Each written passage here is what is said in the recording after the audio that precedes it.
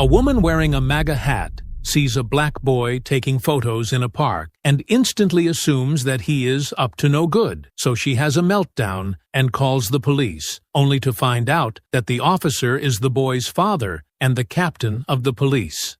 The late afternoon sun bathed the park in a golden hue, its rays streaming through the branches of towering oak trees. The laughter of children filled the air, blending with the rhythmic creak of swings and the distant hum of a lawnmower from a nearby house. David Carter adjusted the strap of his camera bag and knelt by the edge of the sandbox, angling his lens toward the small hands of a toddler constructing a lopsided castle. The boy giggled as he crushed the structure with his fist, earning a playful scold from his mother. David smiled faintly behind the camera, snapping the moment for his school project on everyday beauty. The scene was peaceful, untouched by the turbulence of the world beyond the park's gates. David glanced around, searching for his next subject. His gaze landed on a weathered bench under a sprawling tree, its surface etched with decades of initials and declarations of love. As he stepped closer, the sound of sharp, quick footsteps broke through his concentration. "Excuse me!" A woman's voice cut through the ambient noise, its tone sharp enough to turn a few heads. David turned, startled to see a middle-aged woman marching toward him. Her bright red MAGA hat stood out against the earthy tones of the park, and her small, yapping dog strained against its rhinestone-studded leash. "Yes?" David asked, lowering his camera slightly. Karen Whitman stopped a few feet away, planting her hands on her hips. Her dog barked incessantly, and she tugged the leash sharply to quiet it. "What are you doing here?" she demanded, her voice laced with suspicion. David blinked, unsure of the question's intent. "I'm just taking photos for a school project," he replied politely, gesturing to his camera. Karen's eyes narrowed. "Photos? Of what? Of me?" Her hand instinctively went to her hat, as though shielding it from an invisible lens. "No, ma'am," David said evenly, though her tone unsettled him. "I'm capturing the park, the trees, the benches, moments of life. It's for an art class assignment." "Art class?" Karen's skepticism deepened. She looked him up and down, her gaze lingering on his backpack, his sneakers, and his dark skin. "You don't look like you're here for art. Are you even from this neighborhood?" David's jaw tightened. He adjusted the strap of his bag and kept his voice calm. "Yes, ma'am. I live nearby. I'm not doing anything wrong." Karen scoffed, her dog now silent but fidgeting at her feet. "Well, you look out of place to me," she muttered under her breath, loud enough for David to hear. David took a breath, steadying himself. "I promise. I'm just here to take photos. If you'd like, I can show you my camera roll." Karen's face twisted into a scowl. "I don't need to see anything. What I need is for you to leave before you make people uncomfortable." David's heart pounded, but he stood his ground. "I have every right to be here, ma'am. I'm not bothering anyone." Karen stepped closer, her voice rising. "Listen, young man, I don't care what you're claiming to do. This is a family park, not some hangout spot for troublemakers. If you don't leave, I'll have no choice but to call the police." The tension hung in the air, sharp and unyielding. A few park-goers had paused, their gazes darting between the two. David looked around briefly, catching glimpses of concerned faces, but no one stepped forward. David steadied his voice. "I'm not leaving. If you feel the need to call the police, go ahead." He turned back toward the bench, lifting his camera to take another shot, though his hands trembled slightly. Karen huffed, pulling out her phone. "Fine. Don't say I didn't warn you." She began dialing, speaking loudly into the receiver as she walked a few steps away. David exhaled, his fingers tightening around the camera. His peaceful afternoon had just been shattered, and he knew the next moments would test him in ways he hadn't anticipated. Karen paced back and forth, her phone clutched tightly in her hand, as she spoke loudly to the 911 operator. Her words carried an edge of urgency, carefully chosen to paint David as a menace. "Yes, there's a young man here. He's loitering in the park, acting suspiciously. He's refusing to leave, and I feel unsafe." She cast a pointed glance at David, her lips curling into a smug smile as though daring him to react. David stood still, his camera dangling around his neck, his fingers gripping the strap. A few onlookers had gathered nearby, their conversations hushed as they watched the unfolding scene. "You really think this is necessary?" David asked, his voice calm but tinged with disbelief. Karen ended the call, slipping her phone into her pocket with a triumphant look. "Absolutely. You're wandering around here with that camera, making people uncomfortable. I don't know what you're planning, but it's suspicious." David tilted his head, incredulous. "Suspicious? I told you. I'm working on a school project. I'm not bothering anyone, and I'm certainly not a threat." Karen crossed her arms, her dog yapping again as though echoing her indignation. "Not a threat? How do I know that? People like you don't exactly inspire trust." David's jaw tightened, her words cutting deeper than he wanted to admit. He took a step forward, careful to keep his tone steady. "People like me? What does that mean?" Karen's lips pressed into a thin line. "You know exactly what I mean," she snapped. "You don't belong here. This is a safe neighborhood, and I won't let anyone ruin that." David exhaled slowly, his frustration simmering just beneath the surface. "You keep talking about safety, but who am I endangering? I'm standing here with a camera, taking pictures of trees and benches. You're the only one causing a scene." Karen laughed bitterly, the sound harsh and mocking. "Causing a scene? You're the one acting defiant, refusing to leave when asked politely." "Politely?" David asked, his eyebrows raised. "You threatened to call the police because I'm standing in a public park. How is that polite?" Karen's cheeks flushed, her voice rising to match the tension. "This isn't about the park. It's about respect. Something you clearly weren't taught." David shook his head, his composure barely holding. "Respect is earned, not demanded. You came at me with accusations and threats, and now you're talking about respect?" The crowd murmured softly, a few whispers drifting toward Karen. "She's taking it too far," someone said. Another person nodded, their disapproval barely concealed. Karen turned toward the small group, glaring. "What? You think I'm the problem here? You don't know what it's like trying to keep this neighborhood safe." A man from the crowd stepped forward slightly, his arms crossed. "Lady, he's a kid with a camera. He's not doing anything wrong." Karen pointed a trembling finger at the man. "You think you're helping? You're encouraging him. This is why neighborhoods go downhill." David's voice broke through her rant, low and firm. "You can scream all you want.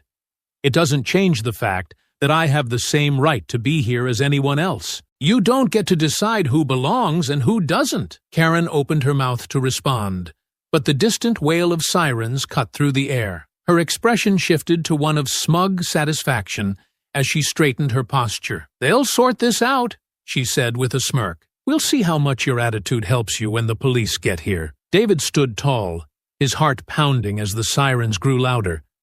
He clenched his fists, drawing strength from the determination to stay calm. "Yeah, we will see," he said softly, the weight of the moment settling over him. The sound of the police car pulling up silenced the park. Karen took a step forward, already prepared to spin her narrative, unaware of the twist that awaited her. David lowered himself onto the park bench, his camera resting in his lap. His chest felt tight, the weight of the situation pressing down on him. He focused on his breathing, steadying the nerves that threatened to overwhelm him. Around him, the park buzzed with tension. Some onlookers whispered among themselves, while others simply watched in silent disapproval of Karen's actions. Karen, however, remained undeterred. She paced in front of the bench, her dog trailing nervously behind her. Her eyes burned with righteous fury as she pointed an accusing finger at David. "You think you can just sit there like you've done nothing wrong?" she spat, her voice loud enough to draw attention from across the park. "You've got some nerve, acting all innocent." David didn't respond. His fingers gripped the camera strap tightly, his knuckles white. He glanced down at his lap, refusing to meet Karen's gaze. "Oh, so now you're going to ignore me?" Karen scoffed, stepping closer. She leaned over him, her shadow stretching across the bench. "Typical. You people always think you can play the victim. Let me tell you something, young man. Nobody here is buying your act. David's heart pounded, but he kept his voice calm. I'm not playing anything. I'm just waiting, like you asked. The police will sort this out, Karen snorted, shaking her head. Sort it out? Oh, they'll sort it out all right. They'll take one look at you and know exactly what's going on here. David looked up, his eyes meeting hers. And what exactly do you think is going on? Karen leaned in closer, her face inches from his. You're here to cause trouble. That's what. Snooping around with that camera, pretending you're just some kid doing a school project. I wasn't born yesterday. David raised an eyebrow. You think I'd go to all this trouble just to bother you? That doesn't make any sense. Karen waved a dismissive hand. Don't play dumb. You're not fooling me. I know you're kind, always lurking around where you don't belong. Just waiting for the chance to ruin something nice. David's jaw clenched, but he forced himself to stay seated. The weight of her words hung in the air, sharp and heavy. He wanted to lash out, to yell, but he knew that would only give her more fuel for her fire. I'm not here to ruin anything, he said, his voice steady but firm. I'm here to take photos. Just like I told you, if you can't handle that, maybe you're the one who doesn't belong here. Karen recoiled, her face reddening. For a moment, she was silent, her mouth opening and closing as though searching for the right words. Finally, she straightened up, smoothing the front of her shirt. You've got a real attitude problem, she snapped, stepping back. It's no wonder this country's falling apart with people like you running around. David shook his head, his voice quiet but resolute.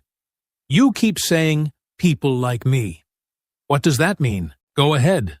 Say it. Karen glared at him, her lips pressed into a thin line. I don't have to explain myself to you. The distant sound of sirens grew louder, cutting through the tension like a blade. Karen's expression shifted, her smug confidence returning. Well, looks like your little charade is about to end, she said, crossing her arms. David remained seated, his fingers brushing the smooth surface of his camera.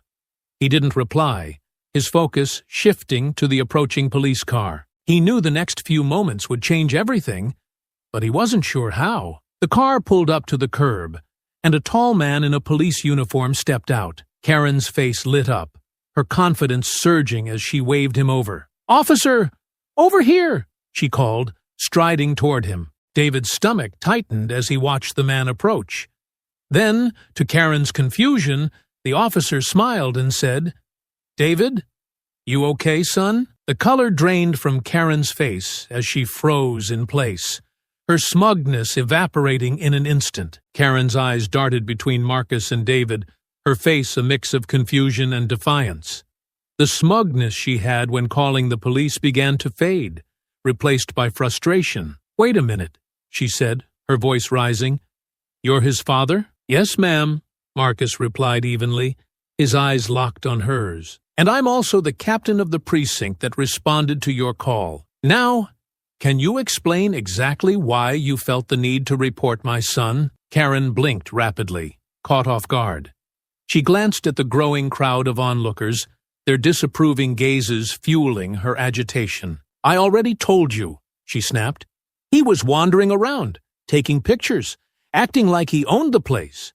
I didn't know who he was or what he was doing. Marcus folded his arms across his chest, his voice steady. He told you he was taking photos for a school project. That's what he's been doing. So, again, I'm asking, what about that made you feel unsafe? Karen bristled, tugging sharply at her dog's leash. You have no idea what it's like to have to watch out for this kind of thing. People come into neighborhoods like ours and cause trouble. I've seen it before. David, still seated on the bench, frowned. People like me? Karen spun toward him, her face flushing. Don't twist my words. I meant people who don't respect the rules, who think they can just waltz in and do whatever they want, without consequences. Marcus raised an eyebrow. Rules? Which rules exactly? Did my son break by sitting on a public bench and taking photos? Karen threw her hands in the air, her frustration boiling over. It's not just about rules. It's about common sense. He didn't belong here. He doesn't live here. How was I supposed to know he wasn't up to something? David finally stood, his camera hanging from its strap around his neck. His voice was calm, but firm. I do live here. And even if I didn't, this is a public park. You don't own it. And you don't get to decide who belongs. Karen's face twisted in anger. Watch your tone, young man, she snapped, pointing a trembling finger at him. I'm not the bad guy here. You're the one acting suspicious and disrespectful. Marcus stepped forward, his voice cutting through the tension like a knife. Ma'am, I need you to lower your voice and calm down. There's no reason for this to escalate further. Karen glared at him, her eyes flashing with indignation. Calm down? You're telling me to calm down? I'm the one who felt unsafe, and now you're treating me like the criminal. The murmurs of the crowd grew louder. A man in the back shouted, Maybe because you're acting like one. Karen whipped her head around, glaring at the group. Mind your own business, she barked. Marcus took a deep breath, keeping his composure. Ma'am, let me remind you that filing a false police report is a serious offense. From what I've seen so far, there's no evidence to support your claims of feeling threatened. Karen's face turned red, and her voice grew shrill. This is unbelievable. I try to protect my community, and this is how I'm treated? You're taking his side because he's your son. This is bias. Plain and simple. David shook his head, his voice cutting through her rant. No, this is justice. You can't just call the cops on someone because they make you uncomfortable. That's not how it works. Karen jabbed a finger in his direction, her composure unraveling. You don't get to lecture me, boy. You don't understand what it's like to be a responsible citizen in a good neighborhood. You're lucky I didn't press charges. Marcus's expression hardened, his voice dropping into a measured, authoritative tone. Press charges for what, ma'am? Sitting on a bench? Taking photos? You're digging yourself into a deeper hole with every word. Karen let out a frustrated huff, her hands trembling as she clutched her dog's leash. This is ridiculous. You're all against me. You're twisting this to make me look bad. Marcus's tone remained calm but firm. Ma'am, no one here twisted anything. Your own words and actions are doing that. I suggest you step back and think very carefully about how you proceed. Karen's anger boiled over, her voice rising above the crowd's murmurs. This is harassment. I'll file a complaint against you and your son. You'll both regret this. The crowd gasped at her outburst, their murmurs turning into outright condemnation. David stared at her, unshaken, as Marcus maintained his unflappable stance. Ma'am, Marcus said evenly, I think it's time for you to leave. Karen's chest heaved, her face a mask of rage. Oh, I'm not going anywhere. Not until I get justice for how I've been treated. Marcus's expression didn't waver as he stepped closer, his tone resolute. Then I suggest you sit tight, because there will be accountability for what happened here today. But it won't be on my son. The confrontation hovered on the edge of breaking completely, as Karen's anger surged further, setting the stage for the escalation to come. Karen's chest heaved as her indignation boiled over, her composure completely shattered. Her hands clenched the leash tightly, her trembling fingers betraying the storm of emotions within. The crowd watched in stunned silence, their murmurs growing louder as Karen glared at Marcus with unbridled fury. You're protecting him, she shouted, her voice shrill. You're not a real officer. You're a fraud, just like him. Marcus stood his ground, his tone calm but firm. Ma'am, I'm warning you. Your behavior is becoming a public disturbance. You need to step back and calm down before this gets out of hand. Karen's face twisted in rage. Don't you tell me what to do. You don't have the right to lecture me. This is my neighborhood, my park, and I won't stand for this. The crowd stirred uneasily as Karen took a step closer to Marcus, her fists balled at her sides. Marcus remained steady, his tall frame radiating quiet authority. Ma'am, he said, his voice lowering, this is your last warning. Step back. But Karen's anger had reached its peak. You think you're so much better than me, don't you? She hissed. Her voice grew louder, each word laced with venom. You come in here strutting around, acting like you own the place. She suddenly lashed out, shoving Marcus hard in the chest with both hands. The force was enough to make him take a step back, though he remained balanced. The crowd gasped audibly, and David instinctively moved forward, his heart racing. "Dad!" David shouted, his voice filled with panic. Marcus raised a hand, signaling for his son to stay back. He adjusted his footing and locked eyes with Karen, his expression cold and unyielding. "Ma'am, you just assaulted an officer," he said, his voice like steel. Karen's eyes widened slightly, but her fury quickly masked any hint of regret. "Don't act like you're some kind of victim," she snapped, pointing a shaking finger at him. "You've been harassing me since you got here." Marcus took a slow step forward, his voice dropping to a level that silenced even the most restless onlookers. "Let me be very clear," he said, enunciating each word. "If you touch me or anyone else here again, I will arrest you for assault." Karen's face contorted with disbelief. "Arrest me? For defending myself? You're out of your mind." She jabbed a finger toward the crowd. "You all saw it. He provoked me. He's abusing his power." The murmurs of the crowd grew louder, with several people shaking their heads in disgust. A young woman near the front crossed her arms and shouted, "We saw everything. You're the one attacking him." Karen's rage flared again at the comment, and she took another step toward Marcus. "Shut up!" she screamed at the woman before spinning back to Marcus. "And you? What are you going to do about it? Arrest me for standing up for myself?" Marcus's patience was wearing thin, but his composure remained intact. He pulled out a pair of handcuffs from his belt. "Ma'am, if you don't stop right now and leave the park, I will have no choice but to detain you." Karen's defiance wavered, but her pride refused to let her back down completely. "Oh, go ahead. Arrest me," she shouted, throwing her hands up dramatically. "Show everyone here how you treat innocent people just trying to protect their neighborhood." David stepped closer, his voice steady but firm. "You're not innocent, and everyone here knows it." Karen turned toward him, her face red with fury. "Don't you talk to me, boy," she spat, her voice cracking. Before Marcus could react, Karen took another step forward, raising her hand. But Marcus moved quickly, grabbing her wrist in midair. His grip was firm but controlled, and his expression remained composed. "That's enough," Marcus said sharply. He reached for his radio, his voice steady as he spoke into it. "This is Captain Carter. I need backup at the park.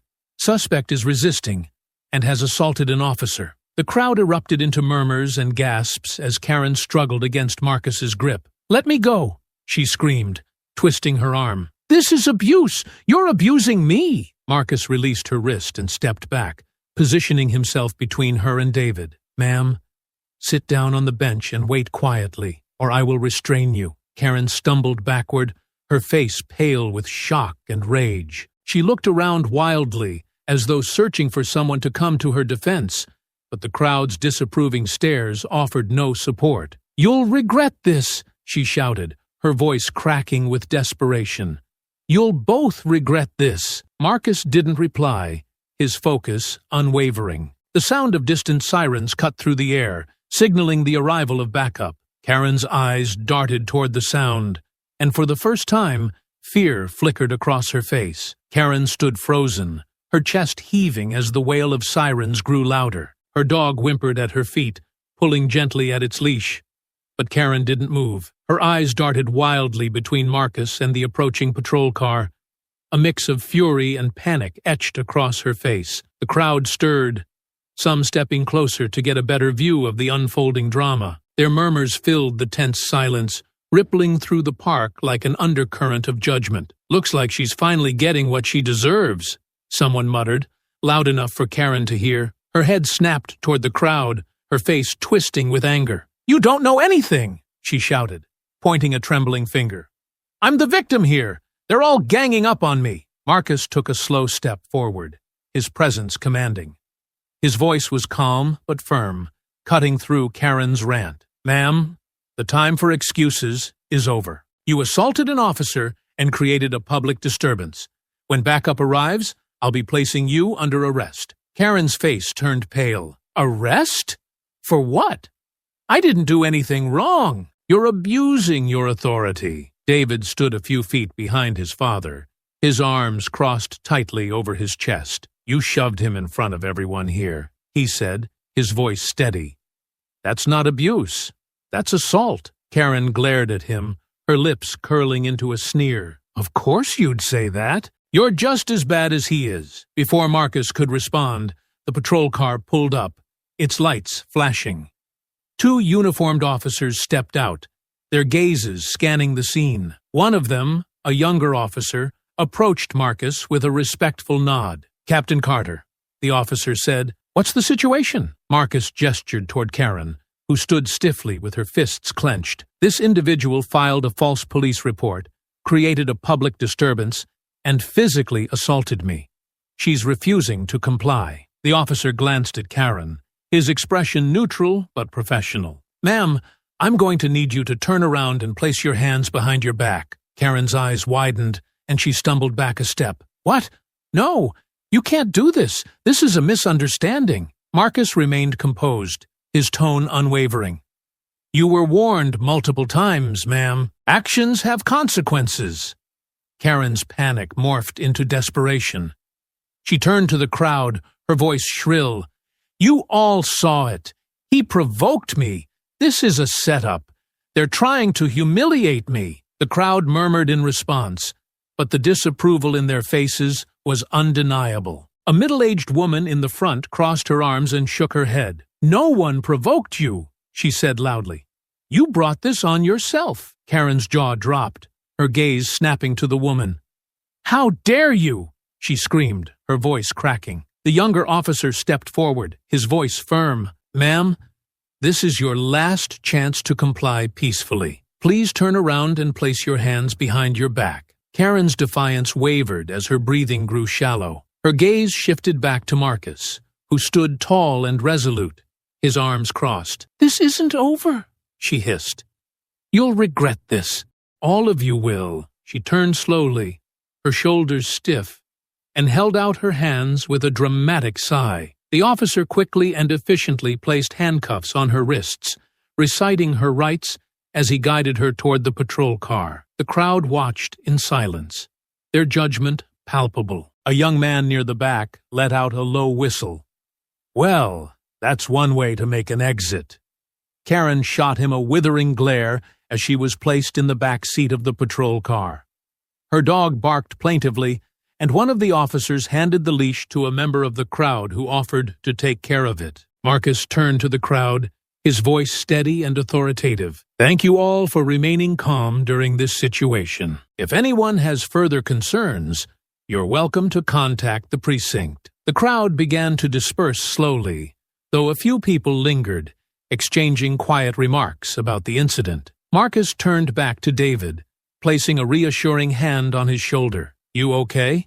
He asked softly. David nodded, though his expression was somber. Yeah, I just hate that it even had to go this far. Marcus sighed, his gaze briefly following the patrol car as it pulled away. Sometimes people refuse to see reason, no matter how hard you try. But what matters is standing your ground and doing what's right. David nodded again, his grip tightening on the strap of his camera. Thanks, Dad, for everything. Marcus smiled faintly, his hand resting on his son's shoulder. Always, son. Let's head home. They began to walk toward the park's exit, the fading murmurs of the crowd behind them. Though the tension lingered in the air, there was a quiet sense of justice that settled over the scene, a reminder that prejudice and entitlement would not go unchecked. The ride to the police station was heavy with silence, the only sound the low hum of the car engine. David stared out the window, his hands gripping the strap of his camera bag as though it were a lifeline. The familiar streets of his neighborhood blurred past him, but they felt foreign now, like a place he no longer belonged. Marcus glanced at his son in the rearview mirror, his own heart heavy with the weight of the day. He had seen this kind of injustice before, countless times, but it was different now. It was personal. David, Marcus said softly, breaking the silence. David didn't look up. Yeah? Marcus hesitated, his hands tightening on the steering wheel. I want you to know, none of this was your fault. Not a single part of it. David turned his head slightly, his expression a mix of anger and sadness. I know, Dad. I don't get it. I wasn't doing anything. I wasn't hurting anyone. Why does it have to be like this? Marcus's jaw clenched. He searched for the right words, but they felt inadequate against the enormity of the situation. Some people don't see the person in front of them, he said finally. They only see what they want to see, what fits their narrow world. David's voice trembled, but he forced it to remain steady. She saw a threat.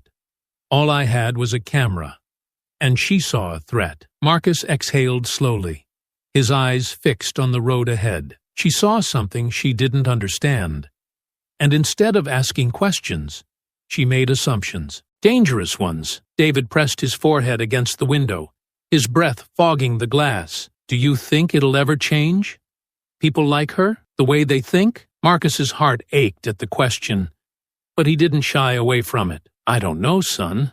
I really don't. But what I do know is that we can't let them win. We can't let their hate take away our light. David turned to look at his father, his eyes searching for reassurance. Is that why you became a cop? To fight people like her? Marcus smiled faintly, though it didn't quite reach his eyes. Partly, but mostly, I became a cop to protect people like you.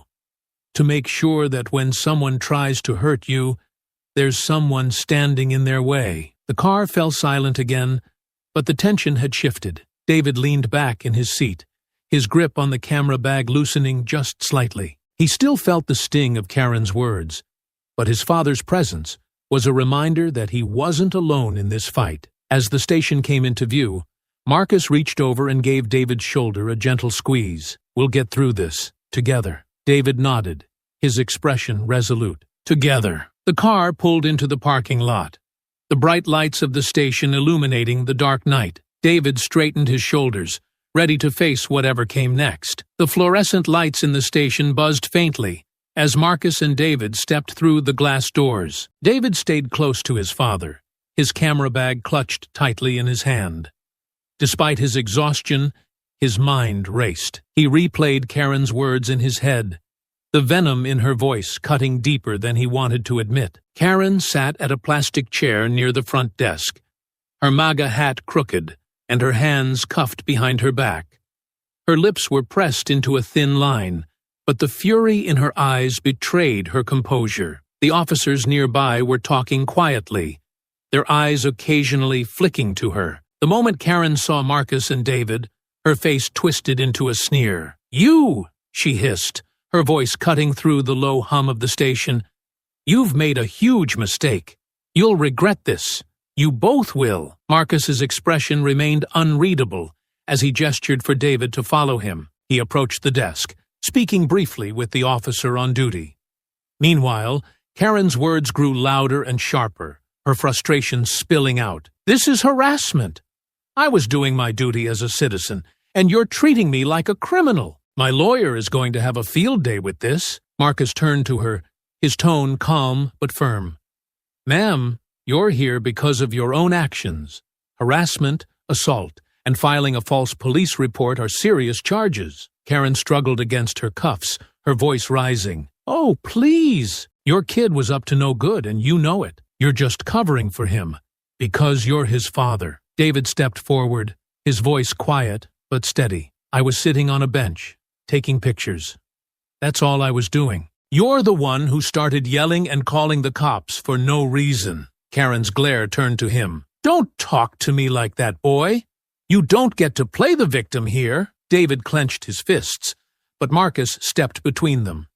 His voice dropped, carrying a sharper edge. Enough. You've done enough damage today, ma'am. Karen smirked, leaning back in her chair. You think you've won? You have no idea who you're messing with. I have friends, powerful friends, people who won't take kindly to the way I've been treated. David frowned, glancing at his father. What's she talking about? Marcus didn't answer immediately. His eyes remained on Karen, his expression unreadable. I'm not concerned with your friends, ma'am. What I'm concerned with are the facts. And the facts are clear. Karen's smirk didn't waver. You'll see. You'll both see. The officer at the desk interrupted. Captain Carter, we've got her on record. But there's something you should see. He handed Marcus a file. Karen's expression flickered with something close to panic. You can't do this. You have no right to go through my personal information. Marcus ignored her, flipping through the pages. His expression darkened as he scanned the file, his jaw tightening slightly. David leaned closer. His curiosity piqued. "What is it, Dad?" Marcus closed the file with a quiet but deliberate snap. He turned to the officer. "Run a full background check and flag any connections to recent incidents in the area. Let me know what comes up." Karen's face turned pale. "You don't have the authority to do that. This is a setup. You're trying to pin something on me." Marcus didn't respond immediately. He turned to David, his voice calm but firm. "We're going to get some fresh air. Stay close." As they walked toward the station's exit, David glanced at his father, his heart pounding. What was in that file? Marcus didn't answer right away. When he finally spoke, his voice was low. "Let's just say there's more to Karen than meets the eye." David's brows furrowed. "More? Like what?" Marcus stopped just outside the station, his gaze distant. "She might not be as harmless as she seems. And if what's in that file checks out, this could get a lot more complicated." David swallowed hard, the day's events taking on a new and unsettling weight. "What do we do now?" Marcus placed a hand on his son's shoulder, his expression resolute. "We do what we always do, son. We stand tall and see this through." The air outside the station was cooler, but it did little to ease David's racing thoughts. He followed his father to a quieter spot near the parking lot, his curiosity bubbling over. Marcus leaned against the hood of his patrol car, the weight of the day clearly etched on his face. "Dad," David said hesitantly, breaking the silence. "What was in that file? What did it say about her?" Marcus exhaled slowly, his gaze fixed on the horizon. "It's complicated, son. But let's just say Karen Whitman isn't exactly the model citizen she claims to be." David frowned, confusion mixing with unease. "What do you mean? What did they find?" Marcus crossed his arms, his tone measured. "There's evidence that Karen's been involved in a string of complaints.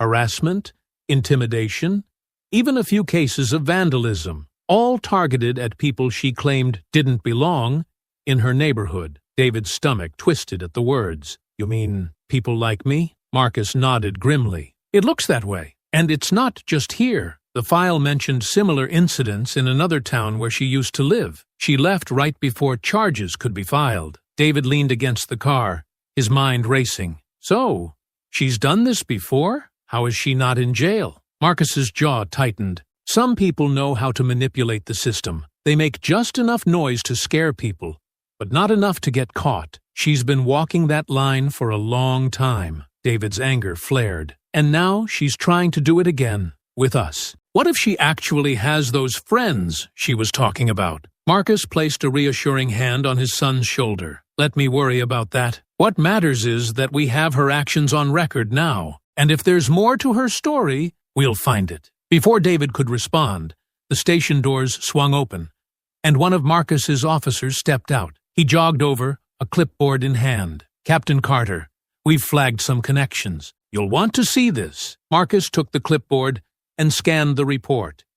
His expression darkened as he read the details. David shifted uncomfortably, watching his father closely. "What is it?" David asked, his voice cautious. Marcus handed the clipboard back to the officer. His tone clipped. "It's worse than I thought.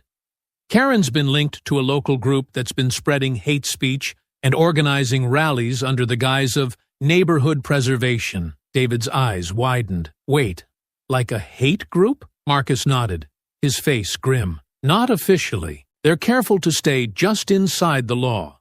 But their actions speak for themselves. Karen's involvement isn't direct, but there's enough evidence to raise serious questions." David's mind reeled. The woman who had berated and humiliated him in the park wasn't just a neighborhood busybody. She was part of something much darker. "So, what happens now?" David asked, his voice steadier than he felt. Marcus straightened, his resolve clear. "We build a case. We follow the evidence and make sure people like her don't get to keep hiding behind lies and excuses." David looked up at his father, a spark of determination in his eyes. "What can I do to help?" Marcus gave him a faint smile. "You've already done more than enough, son. You stood your ground today, and that's more powerful than anything else. But if you want to help, keep being yourself. Keep using your voice. That's how we fight people like Karen. David nodded, the weight in his chest lifting slightly. He didn't feel entirely at peace, but knowing they were taking action gave him a sense of purpose. As they walked back toward the station, the gravity of the situation settled over them both. Karen's behavior wasn't just a moment of prejudice. It was a piece of a larger pattern. And now, the fight for justice had only just begun. Inside the station, the atmosphere was tense. Marcus and David stood near his office, while the officers worked around them. The quiet buzz of conversations and the occasional shuffle of papers filling the room. The weight of what they had just learned about Karen hung heavy in the air. David leaned against the wall, his arms crossed tightly over his chest. So, what happens next? Are you going to arrest her for being part of that group? Marcus shook his head, his voice steady but serious. It's not that simple, son. Her association with the group isn't enough to press charges. We need concrete evidence. Something that ties her to illegal activities. David frowned, frustration flickering in his eyes. But isn't what she's already done enough? She called the cops on me for no reason, lied to them, and then assaulted you. Isn't that enough to keep her locked up? Marcus nodded. It's enough to charge her for those specific crimes, and she'll face consequences for them. But if we want to expose the bigger picture, if we want to stop her from doing this again, we need more. David exhaled sharply, running a hand over his face. How does someone like her keep getting away with this? She's hurt so many people, and she just moves on to the next place like nothing happened. Marcus placed a reassuring hand on his son's shoulder. She's not getting away with it this time. We've got her actions on record, and the investigation into her connections is just starting. People like her thrive on fear and silence, but the more we shine a light on what they're doing, the harder it gets for them to hide. One of Marcus's officers approached, holding a small stack of files. Captain Carter, we've pulled together more information. These are complaints filed against Karen in her previous neighborhoods, and there's a pattern. Harassment, property damage, even allegations of threats. She's left a trail. Marcus took the files, flipping through them quickly. His eyes narrowed as he read. She's been careful, but not careful enough. If we can connect her actions here to her past behavior, we might be able to establish intent. David peered over his father's shoulder, his curiosity outweighing his unease. What kind of threats? The officer cleared her throat. Most of the complaints are vague. Things like, she said she'd make life difficult, or she made comments about people needing to leave the neighborhood.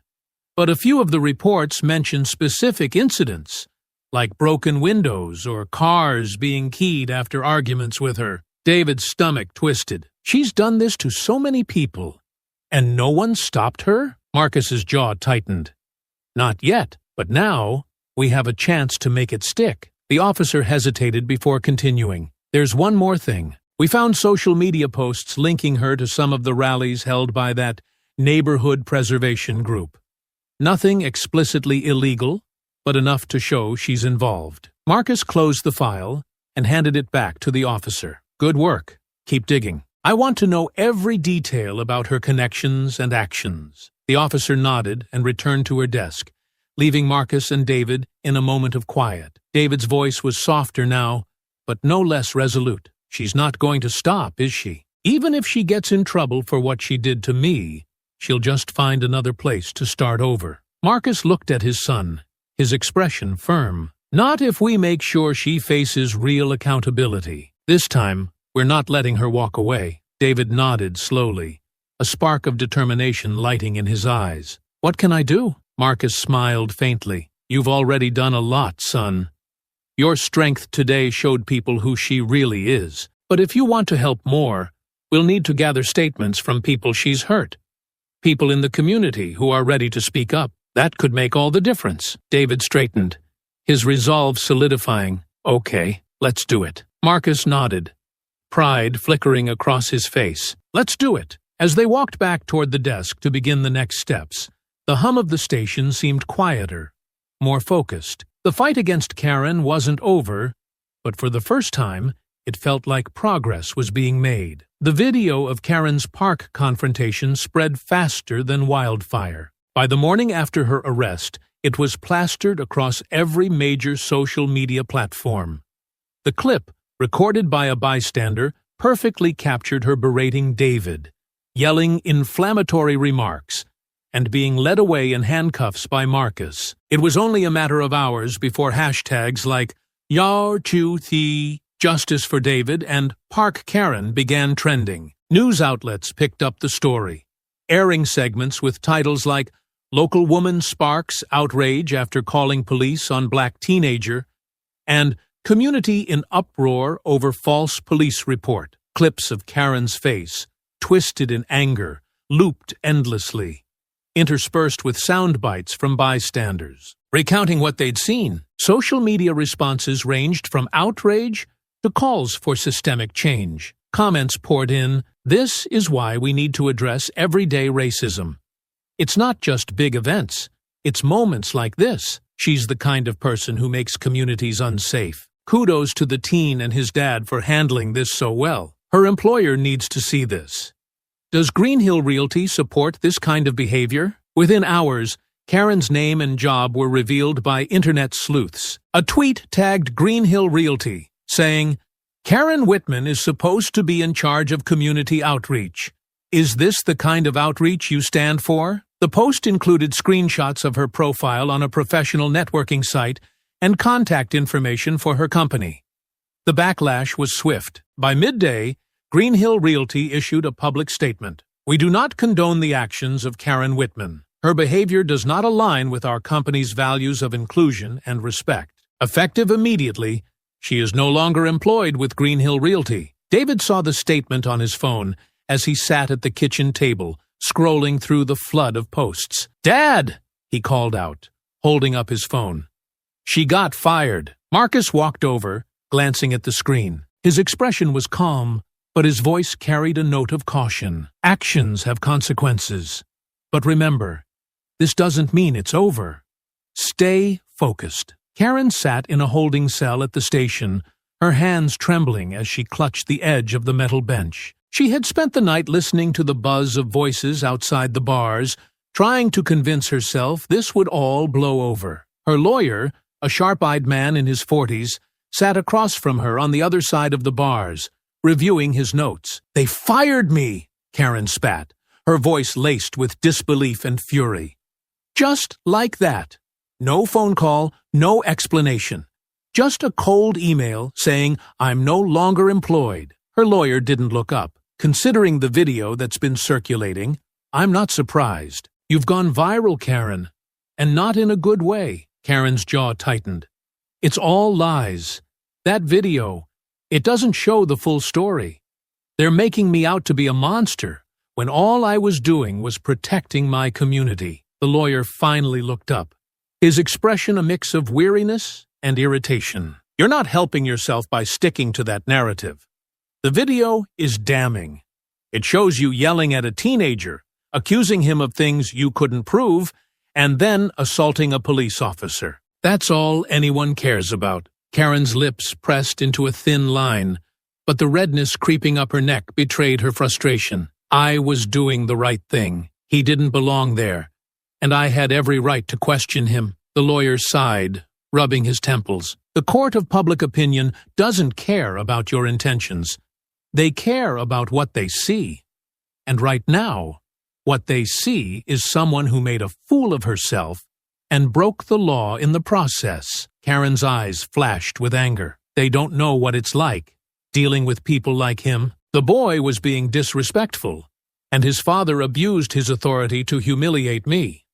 That's the real story here." The lawyer leaned forward, his tone sharper. "Karen, if you want any chance of coming out of this without serious legal consequences, you need to start thinking about damage control. That means cooperating and showing remorse." Karen scoffed, her voice dripping with disdain. "Remorse? For what? For standing up for what's right? You're as useless as everyone else." The lawyer stood, gathering his papers. "If that's your attitude, then there's not much I can do for you." As he walked away, Karen slumped back against the bench, her mind racing. The buzz of voices outside the cell was louder now, and she knew the world was watching. The sound of the station around her felt distant.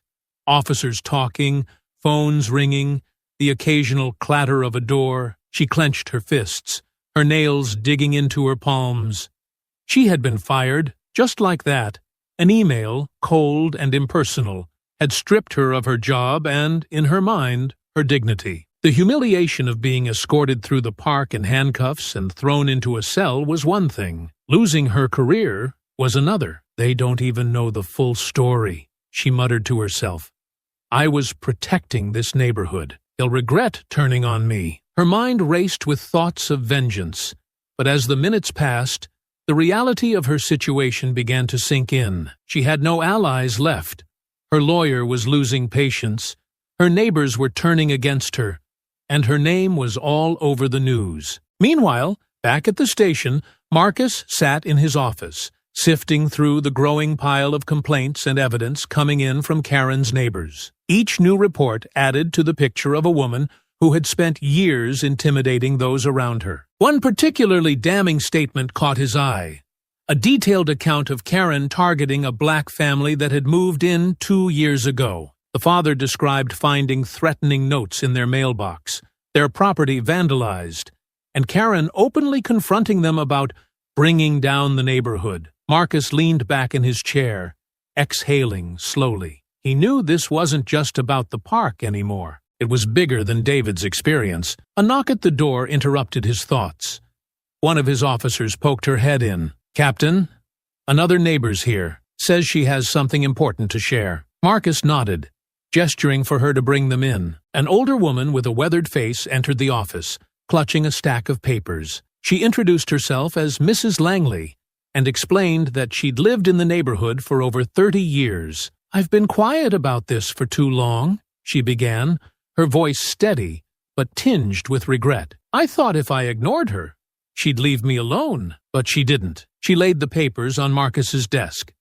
They included copies of emails Karen had sent over the years, each one full of veiled threats and condescending remarks. Mrs. Langley pointed to one in particular. This was after my daughter married a black man, she said. Think about the kind of message you're sending to the neighborhood, she wrote.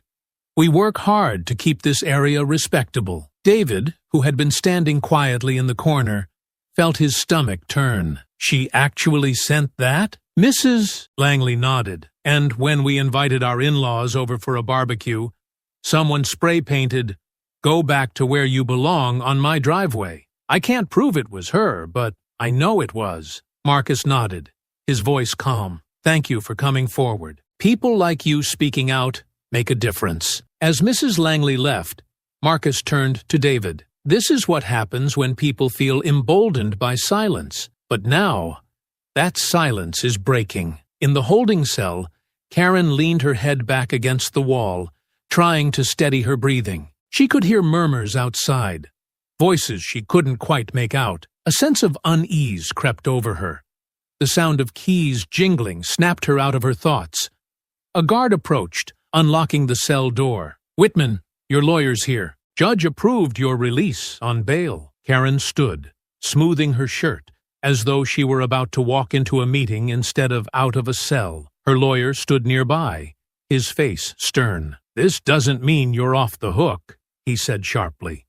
You'll be under strict conditions until your hearing. Don't make things worse for yourself. Karen's jaw tightened, but she said nothing. As she stepped out of the cell and walked toward the processing desk, she caught sight of Marcus and David down the hallway. They were speaking to a group of neighbors, faces she recognized, all of them glaring in her direction. Her steps faltered, and for the first time, she felt a pang of genuine fear. The neighbors continued to file into the station, each one bringing stories, photos, and documents that painted an increasingly damning picture of Karen's behavior. A man in his 30s showed a video of Karen yelling at him for hosting a cookout with his black friends. She said we were bringing the wrong kind of crowd into the area, he explained, his voice tight with anger. Another neighbor, a younger woman, produced a letter Karen had left on her doorstep after she rented her home to a black family. You should think about the type of tenants you're inviting into this community,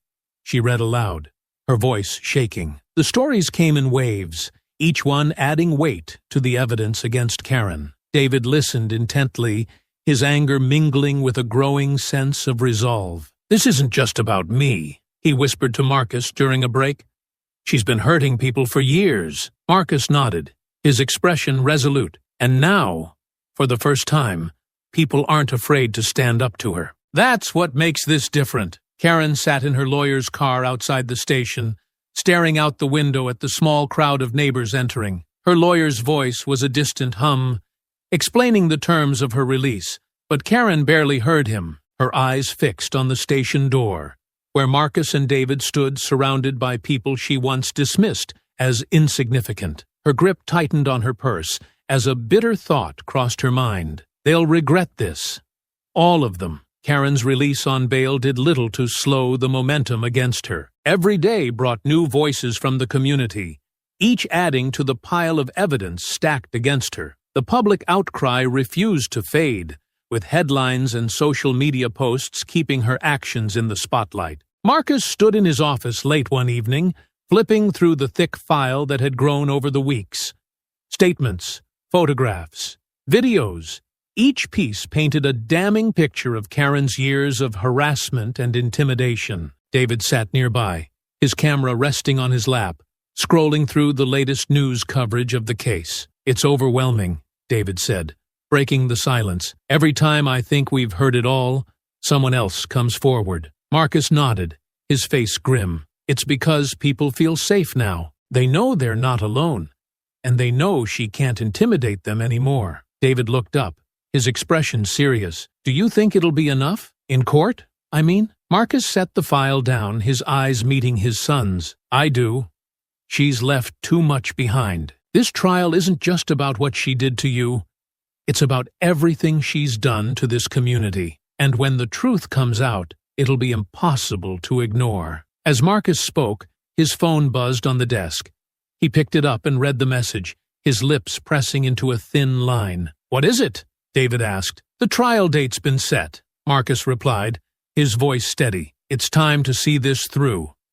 Karen's trial became the talk of the town, her name plastered across headlines and whispered in conversations throughout the community. The courtroom was packed, every seat filled with neighbors, reporters, and community members who had been following the case closely. Karen sat at the defense table, her face pale but her posture stiff, trying to project an air of defiance. Her lawyer shuffled papers beside her, muttering hurried instructions that she barely seemed to hear. The prosecution wasted no time laying out its case, starting with the park incident that had sparked everything. They played the viral video for the jury, letting Karen's own words and actions condemn her.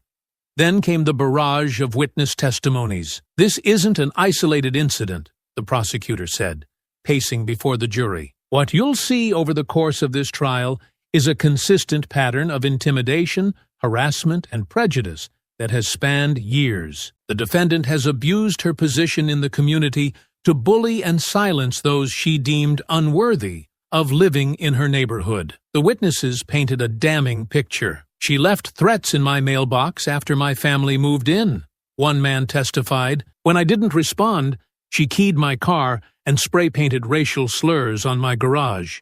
My kids were terrified. She harassed my tenants until they broke their lease," another woman said, her voice trembling. "When I confronted her, she told me I should rent to the right kind of people." One after another, Karen's neighbors came forward with their stories. Each one added weight to the case, making it harder for the defense to argue that Karen's actions were a misunderstanding or a single lapse in judgment. Marcus took the stand midway through the trial, his testimony calm and precise. He recounted the events at the park, his interactions with Karen, and the mounting evidence that had come to light since her arrest. "As a police officer, I've seen people like her before," he said. "They hide behind the guise of concern for the community, but their actions reveal the truth. It's not about safety, it's about control.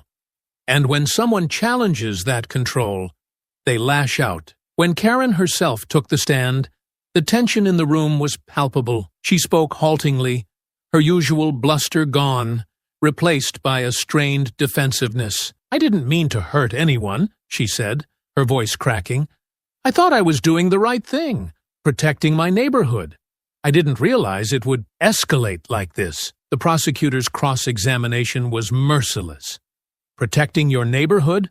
By filing false reports? By harassing and threatening families who didn't look like you? You didn't think it would escalate because for years it didn't. Because no one held you accountable, Karen stammered, her composure crumbling under the weight of the questioning. I was misunderstood." "Misunderstood?" The prosecutor leaned forward. "Or emboldened by the silence of those around you. You thrived on fear, Ms. Whitman. But now the silence is broken." The jury deliberated for less than a day before returning with their verdict.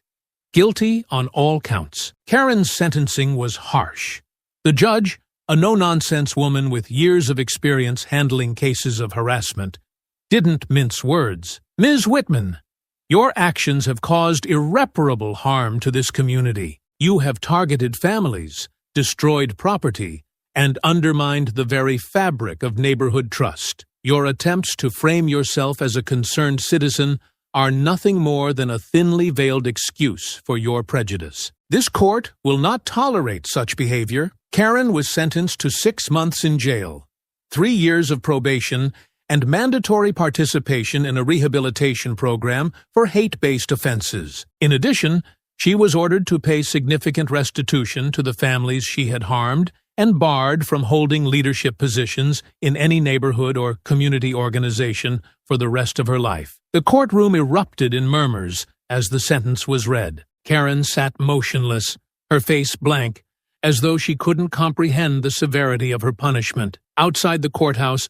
Marcus and David stood among a crowd of neighbors, their presence a quiet reassurance that justice had been served. The mood was somber but hopeful, a shared sense of relief that Karen's reign of intimidation had finally come to an end. David turned to his father, his expression thoughtful. "Do you think this is enough? Do you think she'll change?" Marcus looked at his son, his voice steady but reflective. "I don't know if she'll change, but this isn't about her anymore. It's about everyone else.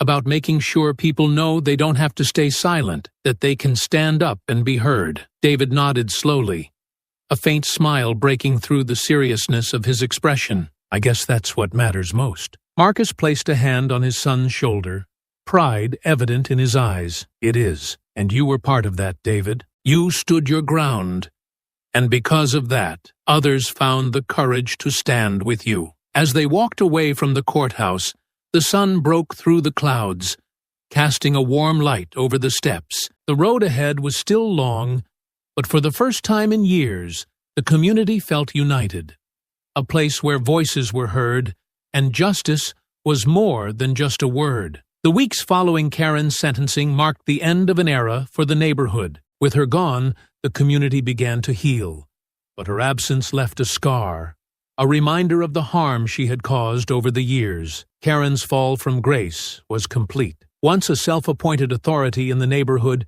she now found herself ostracized and alone. The jail sentence stripped her of the control she had clung to for so long, and the restitution payments drained the savings she had spent years amassing. Her name became synonymous with the prejudice and entitlement that had fueled her actions. Inside her cell, Karen sat on a narrow cot, staring at the bare walls. The anger that had once burned so fiercely within her had dimmed, replaced by a hollow emptiness. She replayed the events of the trial in her mind.